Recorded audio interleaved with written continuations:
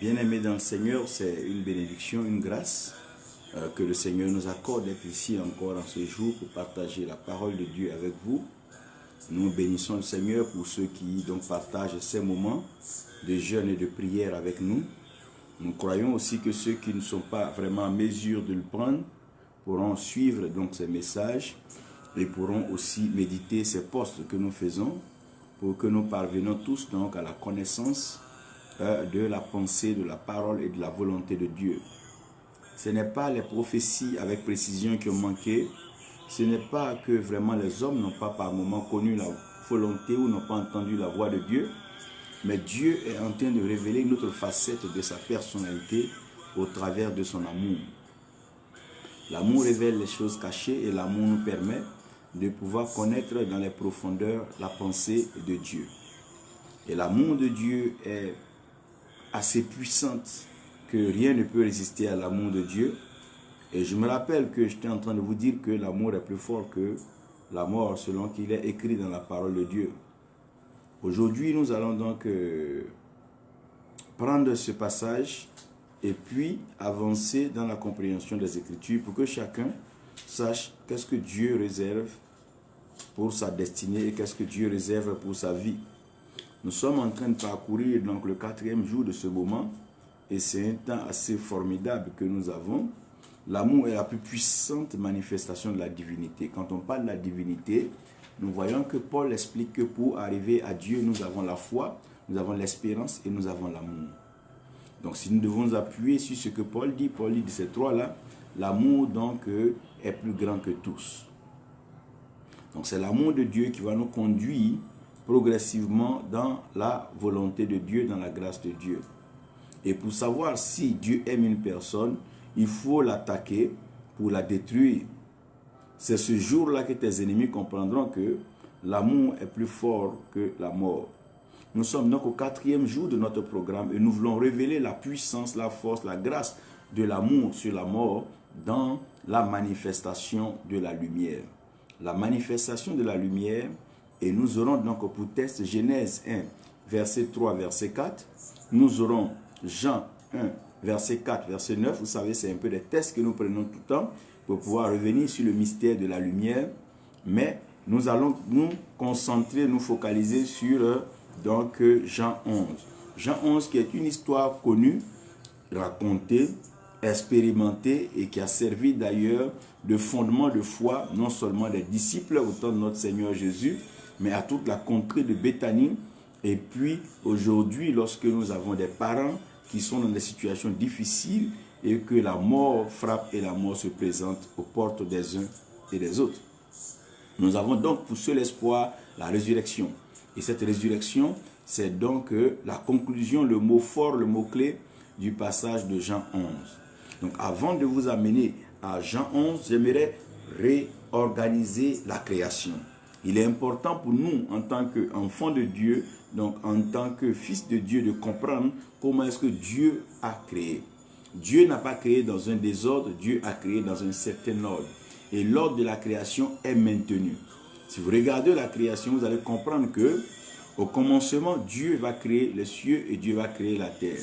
Donc lorsque Dieu crée les cieux, que Dieu crée la terre, Dieu ne fait pas une pause pour dire il y a un jour. Non. Dieu continue sa création jusqu'à ce qu'il constate.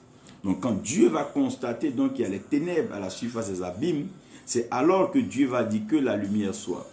Et lorsque la lumière fut, waouh, Dieu a vu que la lumière était bonne. Donc la lumière était incomparable. La lumière n'avait rien à faire avec les ténèbres. Et donc Dieu a séparé la lumière des ténèbres. Et quand Dieu a séparé la lumière des ténèbres, Dieu a appelé la lumière jour. Donc Dieu a appelé la lumière jour et maintenant c'est les ténèbres qui sont devenues donc la nuit. Donc à partir du combiné, donc jour et nuit, on peut avoir ce qu'on appelle un jour entier, en tant que temps éclairé et temps ténébreux. Donc Dieu va concevoir le premier jour après avoir donc fait une différence entre ce que nous appelons donc la lumière et ce que nous appelons les ténèbres. Donc dans la vie de tout être humain, aussi bien chrétien comme non chrétien, aussi bien religieux ou non, nous aurons ce que nous appelons le jour. Dans notre jour, on aura des temps de lumière, on aura des temps de ténèbres. Donc personne ne peut dire qu'il va vivre permanemment dans la lumière. Non. Nous aurons des temps ténébreux, donc des temps noirs, des temps où vraiment nous allons broyer du noir, mais nous aurons aussi des temps de lumière et des temps glorieux. Le Seigneur même précise que le juste tombera 7 fois. Donc par 7 fois, le juste va entrer dans les ténèbres, va entrer donc dans des moments noirs. Et quand Dieu a marqué donc le premier jour, Dieu va créer jusqu'à ce qu'il matérialise la lumière. Donc Dieu va matérialiser la lumière. Au départ, Dieu a dit que la lumière soit et la lumière fut. Donc c'est Dieu qui a vu que la lumière était bonne. Les hommes n'avaient pas vu la lumière et la création n'avait pas vu la lumière, mais Dieu a vu la lumière. Pourquoi? Parce que Dieu est esprit et Dieu est omniscient. Donc le fait que Dieu soit omniscient lui permet d'ailleurs de pouvoir savoir ce qui va arriver dans 150 000 ans, dans 1 milliard ou des millions d'années. Pourquoi? Parce qu'il est Dieu. Il sait ce qui s'est passé il y a 3 milliards d'années. Il sait ce qui se passera demain et après-demain. Donc le fait que Dieu soit omniscient, Dieu peut directement voir la lumière que les êtres humains ne peuvent pas voir ou que les êtres créés ne peuvent pas voir. Donc Dieu va nous conduire progressivement, donc au 2e, 3e, mais au 4e jour, Dieu va rendre la lumière visible aux yeux de tout le monde. Qu'est-ce que Dieu va faire le 4e jour? Donc, le 4e jour, Dieu sort de l'anonymat, donc Dieu sort donc d'une position que personne ne pouvait voir à part la révélation, mais Dieu vient dans une position ouverte, une position que tout le monde peut constater.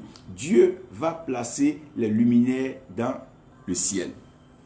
Donc, qu'est-ce que Dieu va faire? Dieu va placer donc les luminaires dans le ciel, ce que nous expliquerons par l'existence matérielle, physique, tangible et palpable du soleil. Donc Dieu va placer donc dans le ciel ce que nous appelons donc le soleil. Donc Dieu va placer le soleil dans le ciel, Dieu va placer la lune dans le ciel et Dieu va placer donc les étoiles dans le ciel. Donc Dieu place donc cela dans le ciel et leur donne à chacun une mission précise. Donc la mission que Dieu va donner, Dieu va dire au soleil, toi tu es la plus grande source luminaire, tu es la plus grande lumière, toi tu vas éclairer le jour et tu vas gouverner le jour. Donc chaque fois que je te vois, c'est qu'il fait jour. Et tout ce qui se passe dans le jour, toi soleil, tu es mieux placé pour rendre compte de ce qui s'est passé. Maintenant lune, toi tu es la plus petite lumière. Toi tu vas régner, tu vas gouverner, présider pendant la nuit. Donc tout ce qui va se passer la nuit, on te tiendra responsable. C'est toi qui rendras compte donc de tout ce qui se passe la nuit.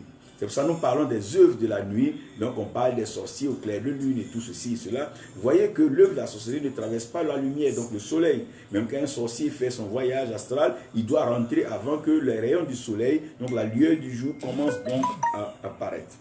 Donc les compartiments étant bien partagés, les parkings étant bien partagés, nous savons que le soleil a pour but de pouvoir donc faire quoi? De pouvoir gouverner le jour, donc le temps éclairé, et la lune, donc gouverner le temps qui n'est pas éclairé, donc il y a le temps sombre, le temps ténébreux.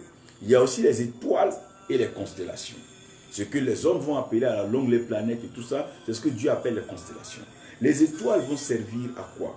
Les étoiles vont servir donc à réveiller, à positionner une certaine étincelle à un certain moment précis sur la vie d'un être humain sur la terre, pour qu'à partir du ciel, cet homme-là puisse retrouver donc un rayonnement particulier. C'est ce que Dieu va dire à Abraham. Il va dire, va au bord de la mer, tu vas compter les grains du sable.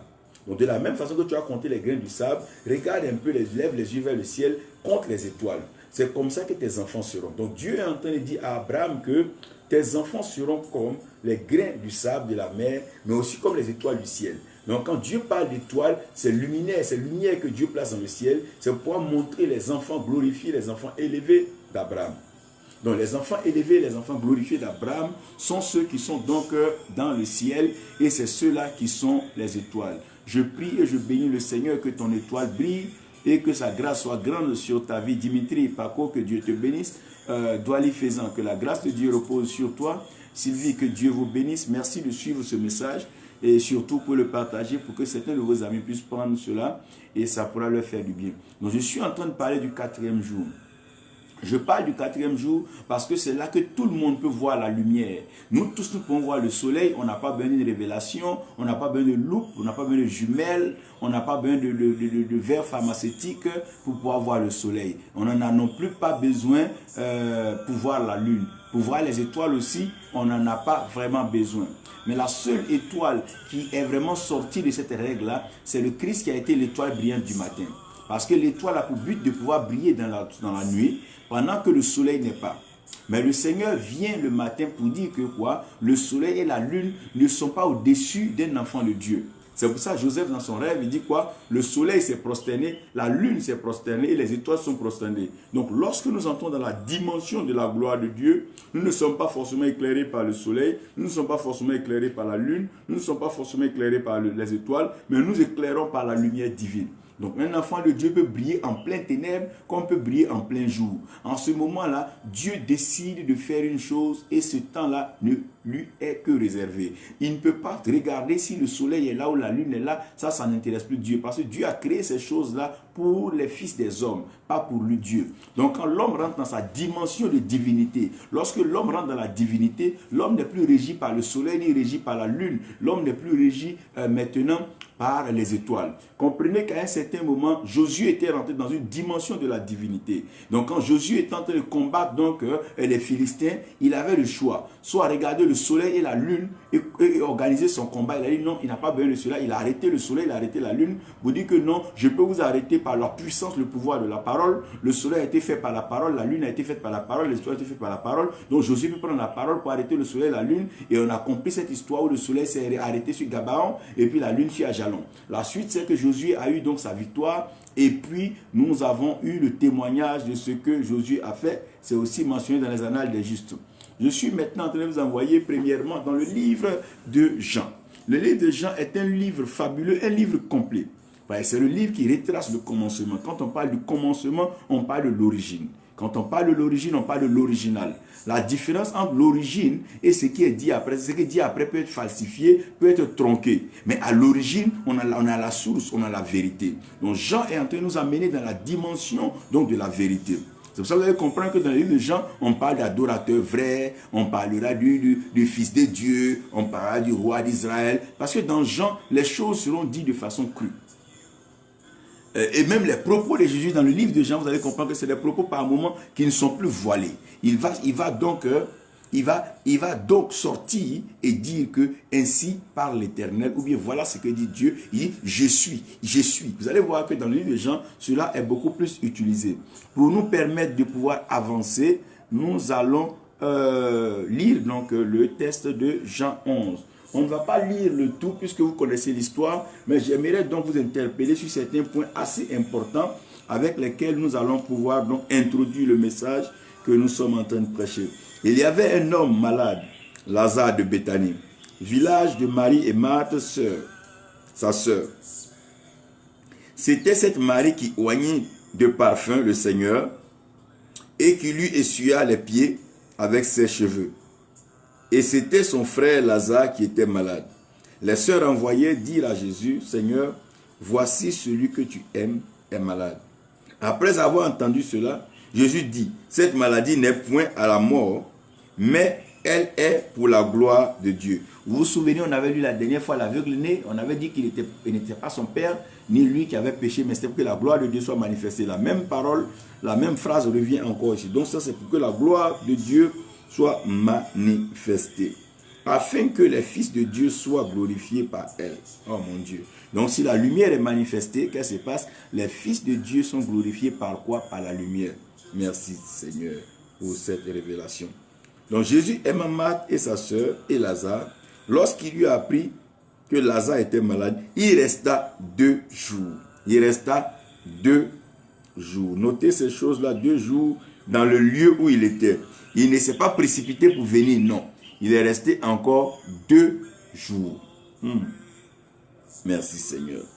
Je saute cette partie-là et je me rapproche un peu du verset 8. Les disciples lui dirent, Rabbi, les Juifs tous récemment cherchaient à te lapider et tu retournes en Judée. Verset 9, Jésus répondit, n'y a-t-il pas 12 heures au jour? Pourquoi? N'y a-t-il pas 12 heures au jour? Donc s'il y a 12 heures au jour, qu'est-ce que cela veut dire? Cela veut dire simplement ceci. Si quelqu'un marche pendant le jour, il ne bronche point parce qu'il voit la lumière de ce monde. Mais si quelqu'un marche pendant la nuit, il bronche parce que la lumière n'est pas en lui. Verset 11. Après ces paroles, il leur dit, Lazare, notre ami, ce n'est plus lui seul son ami, c'est leur ami. Ça veut dire ce qui arrive à Lazare peut aussi arriver à tout le monde, donc la maladie et la mort. Il dit Lazare, notre ami dort, mais je vais le réveiller. Il ne dit pas allons le réveiller, c'est notre ami à tous, mais je vais le réveiller. Donc de la généralité, il va sortir une particularité. Le logo c'est général, tout le monde peut lire la Bible, mais la révélation elle est particulière. C'est Dieu qui la donne à qui il veut, quand il veut. Il dit allons, parce que notre ami Lazare dort, mais je vais le réveiller. Donc il sait qu'il va le réveiller. Et comment? Les disciples lui disent, Seigneur, s'il dort, il sera guéri. Et maintenant, Jean 11, 13 dit, Jésus avait parlé de sa mort, mais il crut qu'il parlait de l'assoupissement, du sommeil. Alors Jésus leur dit ouvertement, donc il ne cache plus, il ne gardera plus cela comme un secret, mais il va ouvrir, donc c'est ce qu'on appelle la révélation, Lazare est mort. Mon Dieu. Verset 16, Thomas qu'on appelait Didyme, dit aux autres disciples, allons aussi, afin de mourir avec lui. Connaissez l'histoire, je saute, je peux arriver maintenant, où ça? Je peux arriver à Jean 11, verset 25. Jésus lui dit, je suis la résurrection et la vie. Celui qui croit en moi vivra, même s'il meurt. Oh mon Dieu. On reprend cela. Jésus lui dit, il parle maintenant à Martin, je suis la résurrection. Je suis la résurrection et la vie. Non seulement il est la résurrection, mais en plus, il est la vie. Celui qui croit en moi vivra, même s'il meurt. On va s'arrêter là et nous allons prier le Seigneur. Et je vais donc partager ce que le Seigneur me laisse pour le 4e jour pour vous. Vous pouvez continuer vos lectures et continuer donc de vous inspirer au travers donc de cette révélation. Seigneur, notre Dieu, notre Père, tu as l'autorité spirituelle suprême. Tu règnes dans le ciel et sur la terre, tu accomplis tes œuvres. Viens par ta parole, bénis-nous et comble-nous. Restaure-nous dans notre position de prince et permets que nous puissions assujettir, régner sur cette terre. Donne-nous de pouvoir toujours croire dans ta parole et surtout croire en ta capacité à nous délivrer, nous défendre et nous positionner quand tu voudras. Merci Père pour ce que tu fais maintenant même au nom de Jésus. Amen. En suivant ce message, j'aimerais donc aborder la lumière, la manifestation de la lumière sur 4 points. La dernière fois, vous vous souvenez, je vous ai parlé un peu du mystère de la lumière. Et dans le mystère de la lumière, je vous ai dit un peu que la parole de Dieu qui sort de la bouche peut se manifester à 3 niveaux. La parole peut se manifester au niveau des oreilles, c'est ce qu'on appelle le son. Donc s'il n'y a pas de son, on ne peut pas entendre. S'il n'y a pas de son, on ne peut pas comprendre. Maintenant, il y a des choses qui sont déjà faites, mais elles sont couvertes par les ténèbres. Ça veut dire qu'en ce moment-là, même si on nous dit que ça est là, on ne peut pas voir. Il faut que la lumière, il fallait que la lumière soit pour que nous puissions identifier cela. Donc la parole qui sort donc aura un effet sur les oreilles, c'est ce qu'on appelle le son, sur les yeux, ce qu'on appelle la lumière, et sur les narines, c'est ce qu'on appelle les odeurs. Et je vous ai dit que c'est vrai que la lumière est la chose la plus rapide de la création. Donc, il n'y a pas une chose qui est plus rapide que la lumière. La vitesse de la lumière est la vitesse la plus rapide. La vitesse de la lumière est encore plus, la lumière est encore plus rapide que le son. Mais dans le monde de la spiritualité, les gens ne fonctionnent pas forcément avec la lumière. Les gens ne fonctionnent pas forcément avec ce qui est entendu, mais dans la spiritualité, il y a quelque chose qui est puissant qu'on appelle l'odeur. Donc l'odeur permet de localiser une bénédiction. Regarde, quand tu vas dans un champ, si les mangues sont mûres, tu sens directement l'odeur. Tu n'as pas besoin de voir les mangues, tu n'as même pas besoin qu'on te parle des mangues. Donc directement, l'odeur vient te témoigner de quelque chose que tu n'as pas encore entendu, que tu n'as pas encore vu, mais que tu peux te prononcer que cela est bon. Quand vous rentrez dans un champ ou bien vous entrez dans un lieu où il y a eu par exemple des morts, vous allez sentir l'odeur des cadavres. C'est ce qui d'ailleurs attire les corbeaux, les vautours, et puisque vous connaissez comme artistique et autres. Donc l'odeur devient maintenant l'élément par lequel les esprits vont se manifester. Souvenez-vous, lorsque Jacob devait être béni, si vous vous souvenez, son père Isaac a dit que l'odeur que je respire, c'est l'odeur des champs, me rappelant mon fils Ésaü. Sinon, il dit la voix qu'il a entendue, c'est la voix de Jacob. Il ne s'est pas appuyé sur la voix pour bénir, mais il est allé jusqu'à l'odeur pour pouvoir bénir. Donc dans notre condition où nous sommes en ce moment, voilà une femme qui va laisser les oreilles du Seigneur, elle va laisser les yeux du Seigneur, et elle va laisser d'abord la bouche du Seigneur, mais pour toucher aux narines du Seigneur. Quand Dieu a créé l'homme, l'organe dans lequel Dieu s'est manifesté, Dieu s'est déployé, c'est dans nos narines. Et Dieu souffla dans les narines de l'homme le souffle de vie. Donc Dieu a soufflé dans les narines de l'homme le souffle de vie, il n'a pas soufflé sur nos yeux, ni dans nos oreilles, ni dans notre bouche. Dieu n'a pas soufflé sur notre corps, c'est vrai, le vent soufflait, mais Dieu a soufflé dans nos narines. En d'autres termes, Dieu donne une position prioritaire à nos narines et tout ce qui passe par nos narines marque l'Éternel et marque Dieu. C'est pour ça que tout ce qui se fait sur la terre monte vers Dieu comme un parfum de bonne odeur. Nos actes, nos chansons, nos louanges, ça doit monter vers Dieu comme étant un parfum de bonne odeur. Un enfant de Dieu, ce n'est pas celui qui crie, mais celui qui a une vie qui est agréable à Dieu. Sa vie devient comme un sacrifice qui monte vers Dieu. Qui monte vers Dieu comment? Comme un parfum de bonne odeur. Souvenez-vous, lorsque les mages sont venus voir le Seigneur, ils ont envoyé aussi même ce même parfum, donc de myrrhe. Ils ont envoyé de l'encens, tout ça. Vous savez que tout ça, c'est pour les odeurs. Donc, la sœur de Lazare, il y avait une particulièrement qui avait déjà marqué les narines du Seigneur. La Bible dit qu'elle avait oint le Seigneur de parfum. Elle avait oint le Seigneur de parfum. Comprenez, quand on parle de l'onction d'huile, c'est une chose différente. Dans le principe de l'onction d'huile, c'est celui qui est plus élevé qui est autorisé à utiliser l'huile pour verser sur celui qui est assujetti ou bien celui qui est en bas de lui. Ça veut dire que dans le principe de l'onction d'huile, qu'est-ce qui se passe? Un évêque ne peut pas prendre l'huile pour verser sur la tête d'un archevêque. Par exemple, un nouveau converti ne peut pas prendre de l'huile pour mettre sur la tête d'un ancien. Non. C'est pour ça qu'on dit quand quelqu'un est malade, que les anciens ou les diacres puissent prendre de l'huile pour aller le oindre. On parle en termes d'ancienneté. Donc quand on parle d'huile, on parle plutôt de l'autorité spirituelle, donc de la hiérarchie spirituelle. Mais quand on parle du parfum, c'est le processus inverse. Le processus inverse, pourquoi? Parce que lorsqu'on parle de parfum, ce qui est bon de constater, c'est que même un enfant peut parfumer la vie d'un grand. C'est pour ça que les femmes pouvaient embaumer le corps de Jésus. Donc, si quelqu'un veut être agréable à Dieu, c'est vrai qu'il ne peut pas venir mettre de l'huile sur la tête de Dieu, mais il peut venir mettre le parfum sur Dieu. Donc, si tu as une offrande, tu as un don à faire, Dieu ne peut jamais refuser un don. C'est pour ça, ne vous lassez jamais de faire du bien, ne vous lassez jamais de s'aimer, ne vous lassez jamais d'être une bénédiction. C'est en cela que vous prouvez à Dieu que vous êtes en train de l'oindre de parfum. Donc cette femme-là, elle avait oint Jésus-Christ de parfum. Mais l'histoire nous rappelle que dans cette même femme, il y avait 7 démons, donc 7 mauvais esprits. Que Jésus avait chassé les 7 mauvais esprits, elle a manifesté sa reconnaissance et elle l'a oint de parfum.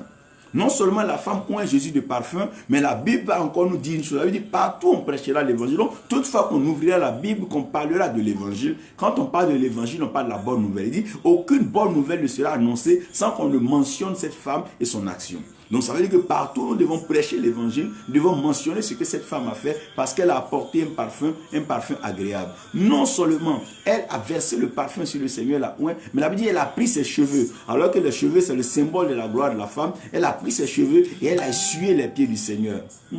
Quelle humilité, quelle grâce et quelle faveur. Donc cette femme, elle fait cela pourquoi? Pour toucher le cœur du Seigneur et entrer dans ce qu'on appelle l'histoire de l'évangile. Aujourd'hui, partout on prêche l'évangile, on parle de cette femme-là. Et cette femme-là, elle a son frère. Elle n'est pas seule, elles sont 2 sœurs. Elles sont 2 sœurs, je vous expliquerai après les 2 sœurs comme étant les 2 alliances. Si vous lisez, vous allez comprendre. Mais je ne vais pas aller sur ce côté d'alliance. Je vais vous amener juste dans la dimension de la lumière. Écoutez-moi bien. Donc, la sœur en question a son frère qui s'appelle Lazare. À cause du bien que la sœur et les sœurs ont fait donc à Jésus, Jésus est arrivé à connaître leur maison. Donc quand tu ouvres la porte de ta maison à Dieu, Dieu rentre dans ta maison. Il ne vient pas seulement pour toi, mais il vient pour tous ceux qui sont dans la maison. C'est pour ça que quand une maison est consacrée à Dieu, même les enfants, les fils, les filles, ceux même qui n'ont pas encore connu le Seigneur, quand Dieu vient, Dieu leur fait du bien. Parce que quand Dieu rentre dans un lieu, Dieu ne fait pas d'acception de personne. Dieu bénit entièrement et remplit tout ce qu'il a créé. Donc les sœurs ont ouvert une porte donc, dans leur maison. Jésus va prendre ce temps pour connaître Lazare. Et l'amitié de Lazare est une amitié assez particulière que les gens en parlent, la Bible en parle. C'est vrai que dans la Bible, on peut dire tel disciple, le disciple que tu aimais, mais celui qu'on a dit que Jésus aimait, ton ami que tu aimais, c'était Lazare. Beaucoup de gens ont du mal à expliquer l'amitié, l'amour qui existait entre Jésus et Lazare, mais je vais vous expliquer une chose. Quand vous entrez à la dimension de l'amour de Dieu a aussi une facette qu'on appelle l'alliance. Donc c'est dans l'alliance de Dieu que Dieu peut t'oublier ou que Dieu peut oublier tes péchés, que Dieu peut te pardonner. Quand Dieu est en alliance avec quelqu'un, Dieu peut pardonner ses péchés et Dieu peut oublier ses péchés. C'est pour ça que vous allez comprendre qu'un homme comme David pouvait commettre des gaffes, mais Dieu lui pardonnait et Dieu dit même tes péchés, je ne m'en souviens plus. Donc Lazare était arrivé à un niveau d'amitié avec Jésus que même ce que Lazare faisait, Jésus pouvait carrément pardonner et il pouvait facilement oublier. Pourquoi les gens peuvent pardonner sans oublier? Mais c'est parce que leur amour n'est pas encore arrivé à un niveau poussé. Quand tu aimes vraiment ta femme, tu peux lui pardonner, même oublier tout ce qu'elle a pu te faire comme mal. Quand tu aimes vraiment un ami, tu peux pardonner non seulement ça, mais oublier tout ce qu'il t'a fait. C'est la dimension du pardon et l'oubli qui vient renforcer l'amour. On peut aimer quelqu'un, mais ne pas oublier le mal qu'il nous a fait. Ça veut dire que notre amour n'est pas arrivé à sa perfection. Mais quand l'amour arrive à sa perfection, l'amour pardonne tout et l'amour oublie tout. Dieu dit à Jérémie, je t'appelle une nouvelle alliance avec mon peuple. Et la nouvelle alliance dont je parle, ça ne se appelle comme la loi, où quand quelqu'un a péché, je peux lui pardonner, mais je n'oublie pas ce qu'il a fait. Non, non. Mais dans cette nouvelle alliance-là, non seulement je vais pardonner son péché, mais son péché, je ne m'en souviendrai plus jamais. Donc, Jésus entre dans une alliance inexplicable avec Lazare. Donc, tout ce que Lazare fait maintenant, on ne peut plus comprendre. Parce que même si Lazare fait du bien, Lazare fait du mal, Jésus retient que Lazare est son ami et son ami qu'il aime. Donc, Jésus pardonne à Lazare et Jésus oublie ce que Lazare a fait comme mal. Le problème de l'église, c'est que l'église peut te pardonner, mais l'église a du mal à oublier ce que tu as fait. Aujourd'hui, l'église peut même peut-être, même le pardon n'est pas entier parce qu'on fait semblant de pardonner les uns et les autres, mais après, pour chaque problème, on révèle toujours, on relève ce qui s'est passé. Ça veut dire que le pardon n'est pas sincère. Quand le pardon est sincère, on oublie les choses du passé. On n'arrive même pas à oublier le peu de choses qu'on a pu nous faire. C'est la preuve que notre amour n'est pas vraiment l'amour solide, n'est pas l'amour fondé, n'est pas l'amour de Dieu. Et quand Dieu devait parler à nouveau par Jésus-Christ, il a résumé les commandements. Il dit non, il n'y aura plus de loi ni de règlement entre vous et moi. Je n'écrirai même plus sur des tables de pierre. Je vais écrire dans votre cœur parce que mes pensées seront déjà, ma parole sera dans vos pensées et je vais les mettre sur les tables de votre cœur. Donc Dieu est allé à la dimension de l'amour et ce Lazare-là, voici quelqu'un qui aime Jésus. Mais en même temps que Lazare aime Jésus, Jésus aussi aime Lazare. Donc dans les deux cas, il y a l'amour. Et nous savons que l'amour est plus fort que la mort. Donc Jésus sait que l'amour est plus fort que la mort. Mais le fait que l'amour soit plus fort que la mort, il doit respecter les principes et les conditions de l'amour. La grâce a beau être belle, mais elle a attendu d'abord que la loi fasse son chemin et que la loi soit trouvée incomplète et que la loi soit trouvée inactive.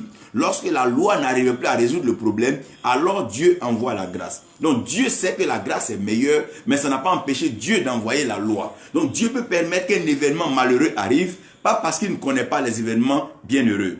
Dieu peut permettre que le malheur arrive, pas parce qu'il ne connaît pas le bonheur. Dieu peut permettre qu'une malédiction arrive, c'est pas parce qu'il ne connaît pas donc la bénédiction. Dieu aime Abraham. Il dit celui qui bénit Abraham sera béni. Il dit celui qui maudit Abraham sera maudit. Donc on a le choix entre maudire Abraham comme bénir Abraham. Dieu n'exclut pas le mal lorsqu'il parle de son amour. Parce que Dieu fait chaque chose bonne en son temps. Peu importe la façon dont la chose peut arriver à toi, Dieu se réserve un temps. Quand ce temps arrive, Dieu fait triompher ce qu'il y a de meilleur. Il a laissé la loi. Depuis les temps de nos pères, le temps de Moïse, il a laissé la loi avancer jusqu'à ce qu'à un certain moment, dans la plénitude des temps, il ait décidé que la loi soit trouvée inactive et pas assez claire et forte. Il a établi maintenant la grâce. C'est Dieu qui peut choisir que tu souffres pendant 4 ans et dans la 5e année, il va te bénir. C'est Dieu. Dieu n'a pas de problème que le mal agisse. Mais Dieu sait que le mal ne dure pas toujours. Il dit l'amour est plus fort que la mort. C'est-à-dire que l'amour n'empêche pas la mort d'arriver, mais si la mort arrive, l'amour a la capacité de pouvoir restaurer l'ordre.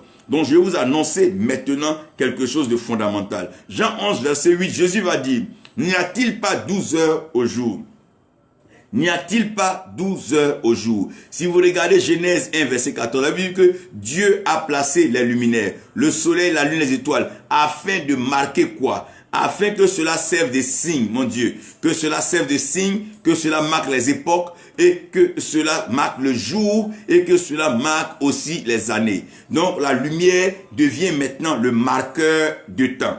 Puisque Dieu fait chaque chose bonne en son temps, à quel moment tu sauras que le temps est favorable? C'est en fonction des lumières. J'ai regardé un peu la traversée des grandes voies. Lorsque tu traverses les grandes voies, il y a ce qu'on appelle les feux tricolores ou les lumières tricolores. Ces lumières tricolores là ont la capacité de te donner quand tu peux traverser. Lorsque cette lumière là, elle devient rouge, les voitures qui sont autorisées à traverser, ces voitures vont s'arrêter. La route a été faite pour les voitures. Mais quand le feu est rouge, les voitures, malgré leur priorité, sont obligées de s'arrêter et laisser les piétons qui n'étaient pas autorisés donc à traverser cela, de pouvoir traverser. Oh, il y a un marqueur de temps. Lorsque ce feu devient vert, maintenant les piétons doivent s'arrêter et les voitures doivent continuer leur circulation. Il y a toujours une lumière qui vient marquer un temps. Lorsque Dieu veut élever la vie d'une personne, il y a une lumière qui vient marquer un temps. La lumière vient mettre la fin donc entre une époque passée et une époque nouvelle. C'est avec la lumière que nous introduisons un temps nouveau. C'est avec la lumière que nous introduisons une nouvelle saison. Vous allez regarder que pour nos frères musulmans, quand ils doivent passer une fête pour tourner la page sur un passé, ils vont entendre d'abord soit que la lune se lève. D'autres vont regarder le soleil, d'autres vont regarder les étoiles.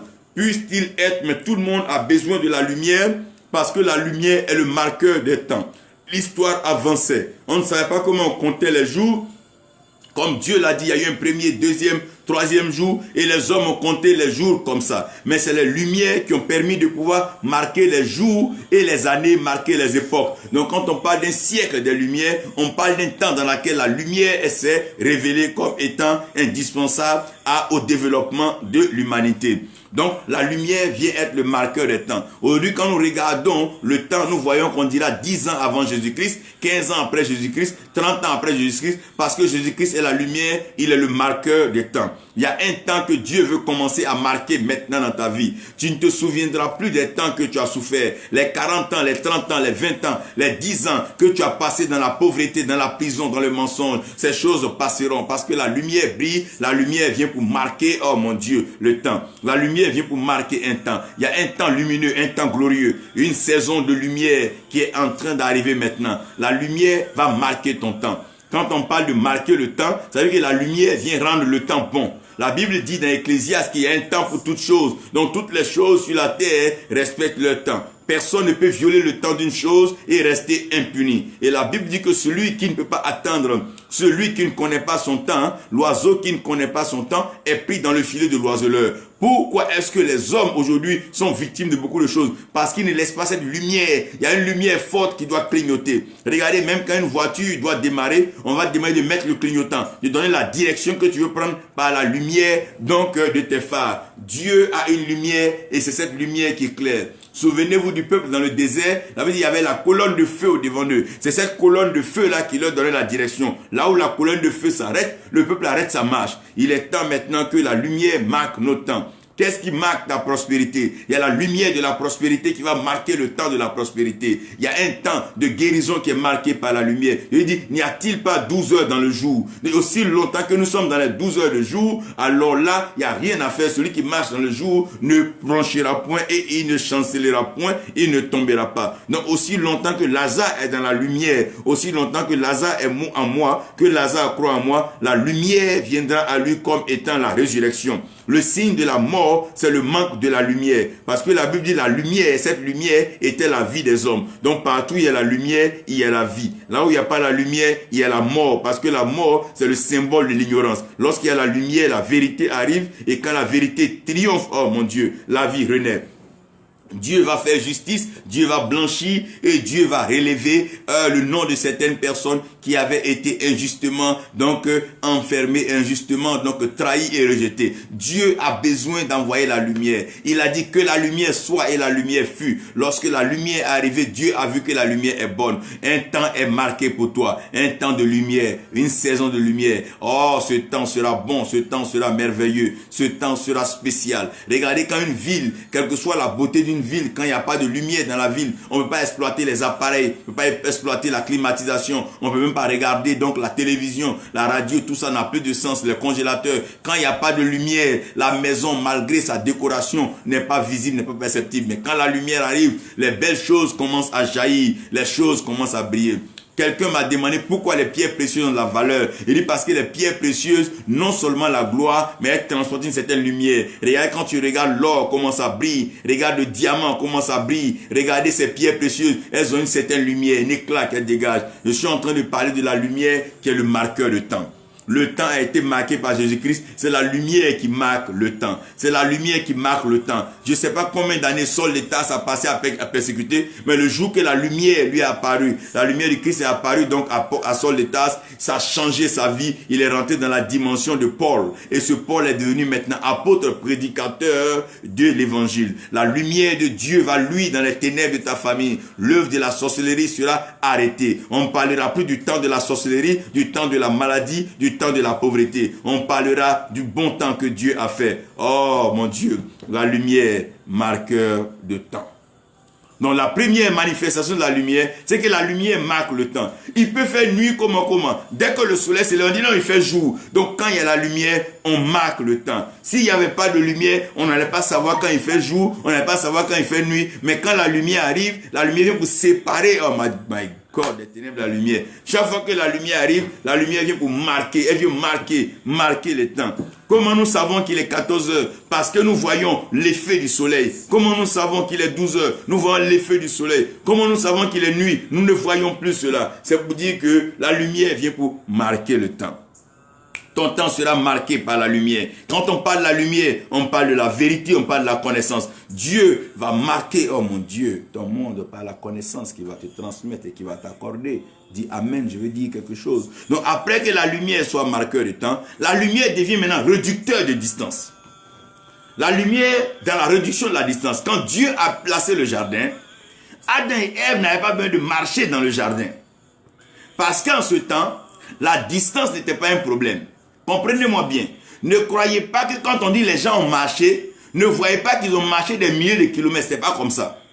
Avant, comme la lumière de Dieu couvrait Adam et Ève, ils étaient dans la gloire de Dieu. Si Adam et Ève veulent voir une chose, directement quand ils pensent à la chose, de par l'effet de la lumière, ils arrivent directement à cette chose-là. Ils n'ont pas besoin de marcher, ils n'ont pas besoin de parcourir. On ne nous a jamais dit combien d'heures Dieu a fait pour quitter le ciel pour descendre, parce que ce n'est pas une question d'heure. Il dit en un clin d'œil. Paul dit quoi? Vous ne mourrez pas tous, mais en un clin d'œil. Donc c'est juste comme un clic de soleil, un clic de lumière. Donc la lumière a pour but de pouvoir réduire la distance. Aujourd'hui, qu'est-ce qui fait que la voiture peut aller plus vite? Parce qu'il y a une lumière. Quand la voiture est allumée, il y a une lumière. Pourquoi l'avion va très vite? C'est à cause de la lumière. Et tout ce qui a cette lumière réduit la distance. Mais comprenez que lorsque la lumière commence à briller, il n'y a plus de distance. La lumière peut parcourir une longue distance en un temps record. Quand on parle de la lumière, on parle de la réduction de la distance. De par la révolution et de par les siècles de lumière, on a vu les téléphones et toutes ces choses. Aujourd'hui, quelqu'un peut être loin de toi, mais par la lumière de ton téléphone, tu peux voir la personne directement. De par un webcam, tu peux voir quelqu'un qui est aux États-Unis. Tu n'as pas vu quelqu'un qui est en Angleterre, tu peux voir quelqu'un qui est en Asie. Ça, c'est quoi? L'effet de la lumière. Lorsque la lumière arrive, elle réduit la distance. Lorsque tu aimes quelqu'un, que ton cœur est illuminé vers cette personne, la distance n'est plus un problème pour toi, mais tu vois la personne tous les jours dans ton cœur. La distance ne peut pas triompher tous les jours parce que la lumière est un réducteur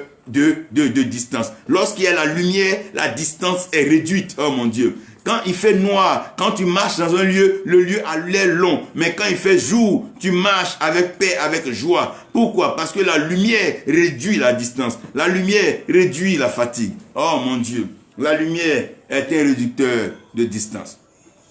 Entre Lazare et Jésus, apparemment, il y avait une distance. Mais quand il dit qu'il n'y a-t-il pas 12 heures au jour, aussi longtemps qu'il y a la lumière, il n'y a aucune distance entre Lazare et moi. La lumière vient pour réduire la distance. La lumière vient pour briser la distance entre les uns et les autres. Quand tu aimes quelqu'un, la distance ne devient plus un problème. Parce qu'il y a une lumière, il y a une flamme, il y a une lueur qui vous lie. Ce qui fait que la distance n'est plus un problème. La lumière est un réducteur de distance. La lumière réduit la distance. Parce que la vitesse de la lumière est incomparable. Rien ne va plus vite que la lumière. La lumière en étant le corps, pop, c'est déjà allumé. Regarde, même quand on allume, quand on touche l'interrupteur ici, une lumière loin là-bas est directement allumée. Regardez comment la lumière réduit la distance. Je vais parler ici de la lumière en tant que réducteur de distance. Comprenez-moi bien, lorsque Élie avait fermé le ciel et que la pluie devait venir, oh mon Dieu, Élie a demandé à Akab, après qu'ils aient vu donc le nuage sous forme de poing, Élie a dit à Akab de prendre ses chariots et de partir. Mais Akab était étonné de voir Élie arriver avant lui. Mais avec quoi Élie est parti? Élie est parti par la lumière. Avec la lumière, les choses sont rapides. Regarde un peu, quand tu veux scanner quelque chose par la lumière qui passe dessus, la chose est déjà partie. Une photocopie par la lumière, la chose est déjà reproduite. Par la lumière, les choses vont vite. Avec une lumière, les flashs, on peut prendre la photo de quelqu'un qui a une très longue distance en fonction du zoom de la caméra. La lumière réduit la distance. Comprenez avec moi, la lumière est un réducteur de distance. Lorsque la lumière de Dieu est sur toi, elle réduit la distance entre toi et la gloire. La lumière t'introduit dans la gloire. La lumière t'introduit dans le ciel. La lumière t'introduit dans la prospérité. Quand il y a une lumière, quand la lumière, oh mon Dieu, est sur ta vie, cette lumière réduit la distance pour toi. La lumière, la lumière. Maintenant, la troisième chose que la lumière fait, c'est que la lumière est révélateur et élévateur. Toutefois que la lumière de Dieu vient sur une personne, quand Dieu fait lumière sur une personne, quand la Bible mentionne le nom de quelqu'un, regardez bien, la Bible révèle la personne et la Bible élève la personne. Quand Dieu a envoyé sa lumière sur Samuel, il a révélé Samuel et il a élevé Samuel. Lorsque la lumière de Dieu est arrivée sur David, Dieu a révélé David et Dieu a élevé David. La lumière vient pour révéler et la révélation vient pour élever. Un homme qui a la révélation de la parole de Dieu est directement élevé par cette même parole. Celui qui m'entend en ce moment, je prie que la lumière du Saint-Esprit vienne sur ta vie et que tu sois révélé. Là où les hommes t'avaient caché, rejeté, camouflé, t'avaient couvert de honte, avec les calomnies, les mensonges et toute forme de mauvaises paroles, reçois maintenant la révélation de la puissance de Dieu et par cette révélation, tu seras élevé. Quand Dieu veut t'élever, il te révèle. Et il te révèle par quoi? Il te révèle par ta lumière. À un certain moment, on voit une étoile qui est en train de briller le matin. C'est que Dieu est en train de révéler quelqu'un. L'étoile brillante du matin révélait le Christ et celui qui a été élevé et celui qui est monté vers Dieu. Dieu veut te relever. Donc il t'envoie quoi? La révélation de sa parole. Quand Dieu veut attirer ton attention sur un passage de la Bible, le mot devient gros comme ça. Comme si le mot éclairait, le mot clignotait devant toi. Chaque fois que tu vois une lumière clignoter, il y a une information que Dieu veut t'envoyer. Dieu amène la révélation pour celui qui veut. Parce que la lumière est révélateur et la lumière est élévateur. Regarde, quand tu es garé quelque part dans une brousse, que tu vois une petite lumière quelque part ou bien même une bougie, tu sais qu'il y a quelque chose. Cette lumière dit quelqu'un arrive, quelque chose marche vers toi. Une chose arrive vers toi. Ne te décourage pas. Ne te décourage pas. Il y a une lueur d'espoir. Il y a une flamme qui est encore forte. Ne te décourage pas. Il y a une étincelle. Cette lumière que tu vois là, cette lumière va te révéler et elle va te lever. Il y a une lumière comme un feu qui est sur toi. Ce n'est pas un problème que Dieu t'a créé, mais c'est un identifiant. Il veut t'identifier pour que les anges puissent te reconnaître. C'est cette lumière qui fait qu'on peut te reconnaître. Il y a une lumière particulière pour ceux qui sont avec Dieu. Quand les anges viennent sur la terre, c'est cette lumière qui les guide. Oh mon Dieu. Mon Dieu. La lumière, elle est révélateur. Et la lumière vient pour élever. La quatrième chose, la dernière chose, c'est que la lumière vient toujours restaurer la gloire. Le but de la lumière, c'est de faire quoi? De restaurer la gloire. Lorsqu'un homme meurt, il n'y a plus de lumière dans les yeux. Tous les organes qui peuvent éclairer sont éteints.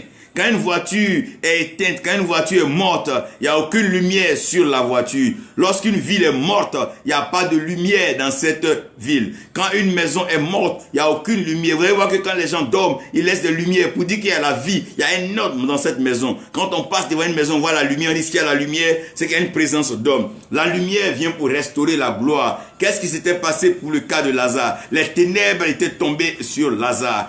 Les ténèbres sont venues sur la maison à Béthanie, une cité pas loin. Mais Jésus a compris que c'est le 4e jour que la lumière a été manifestée en tant qu'astre. Donc il attend le 4e jour. Parce que s'il venait le 3e jour, on ne comprendrait pas si Lazare était vraiment mort ou pas. Mais Lazare meurt et on l'enterre. Et Lazare commence à pourrir et au 4e jour, les ténèbres sont arrivées maintenant à prouver que non, il n'y a plus rien à faire. Mais c'est dans les ténèbres maintenant que Dieu va placer la lumière. Après ce temps-là, il arrive et une grande lumière arrive dans la ville. Lazare qui était enfermé, qui était couché dans cette tombe là où on l'avait mis, il avait été emballé. Non seulement il est mort, mais on l'a emballé, on l'a voilé pour ne plus qu'il voie la lumière. Mais la lumière brille dans les ténèbres et les ténèbres ne peuvent pas comprendre la lumière. Il n'a pas regardé à l'état de Lazare ni à l'odeur, mais ce qu'il a fait briller la lumière. Quand la lumière a brillé, Lazare ne pouvait plus dormir. Regardez un homme qui est endormi. Quand une forte lumière arrive dans la chambre, il arrête de dormir. La lumière est venue restaurer la gloire qui était en Lazare. La lumière vient pour restaurer la gloire qui est sur ta vie. Je veux prier maintenant au nom de Jésus. Je veux te dire une chose, cette saison de lumière, ta gloire sera restaurée, tu seras révélé et élevé. La lumière va réduire la distance. S'il restait 20 ans entre toi et ton élévation, la lumière va venir faciliter cela. Et la lumière va marquer un temps. Il y aura un temps nouveau, une saison nouvelle que Dieu va marquer pour toi. Parce que c'est le temps de la lumière. Nous sommes dans le temps de la manifestation de la lumière. La lumière va venir restaurer la gloire. Reçois la restauration de ta gloire. Que Dieu vous bénisse, que sa grâce repose sur vous et que la résurrection entre maintenant dans vos familles et dans vos maisons. Nous déclarons cela fait par la puissance dans le sang de Jésus. Nous déclarons cela par le nom qui est au-dessus de tous les noms, le nom de Jésus. Que cela vous soit fait, que la lumière marque votre temps, que votre lumière brille et que votre lumière réduise la distance à cause de ton intelligence, la sagesse. Ce que tu devais souffrir pendant 15 ans, tu ne souffriras même pas pendant 1-2 ans. Dieu va t'ouvrir les portes et Dieu va te permettre de pouvoir avancer. Cette lumière va te révéler et cette lumière va t'élever. En plus, la lumière va restaurer ta gloire. Que Dieu vous bénisse au nom de Jésus. Amen.